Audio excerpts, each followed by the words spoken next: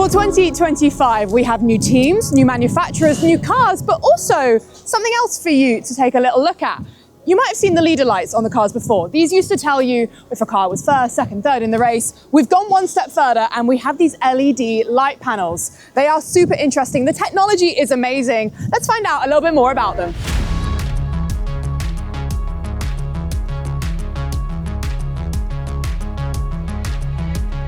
Eliott, thank you so much for joining us today. Before we get into the tech of this, do you think you could introduce yourself for me and tell me what it is you do for the FIA? So my name's Eliott. I work for the FIA. I've been there 5 years now. I do primarily the electronics, so all the systems on the car that are scrutineering, so constantly monitoring the cars, I look after. And does this piece of technology have a specific name? We call it the display panel. I think the supplier calls it something different, but we've called it the display panel, okay, and we're happy with that. And what does it do? Basically, it allows us to communicate with the fans. It allows us to show what's going on in real time, in pit stops, where the car is in its position, what the energy tank level is. People always talk about the energy tank level. It's hard to sometimes understand. Now we're trying to graphically show that to them, what's going on. And this is also going to be beneficial for the fans at track, but also at home?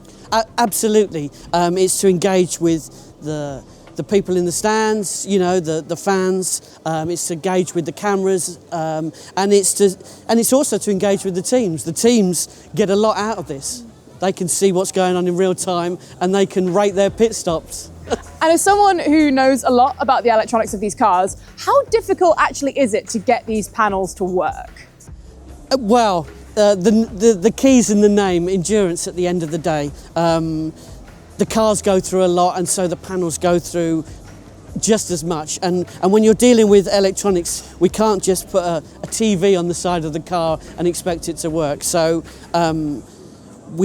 We've developed this over the last 18 months with a supplier of ours. It's the same supplier who does the rear wing end lights. Okay. And at the moment we're hoping, we're planning for success. And how challenging was it to make sure that there are no glitches, to make sure that the Hypercar logo on here doesn't suddenly say LMGT3, for example? Well, at the end of the day, that's on me. So essentially the panel's dumb. Okay. It does what I tell it to do.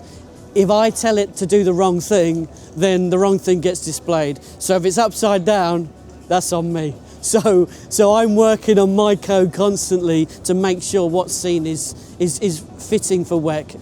I actually want to expand on that just a little bit. So during the race, are you going to be sat somewhere controlling what goes on these panels, and what elements would you be looking after? So primarily what's programmed in will work, and the car will go around, but I can interact in real time with a single car or with all the cars and display what I choose to display. So if I wanted the WEC logo to scroll across, I could do that with the telemetry system that we have. So where do you get the data from that goes on these cars? For example, the pit stop timing, the refueling, etc. So on the cars we've got many sensors. We've got sensors that we use to regulate the cars.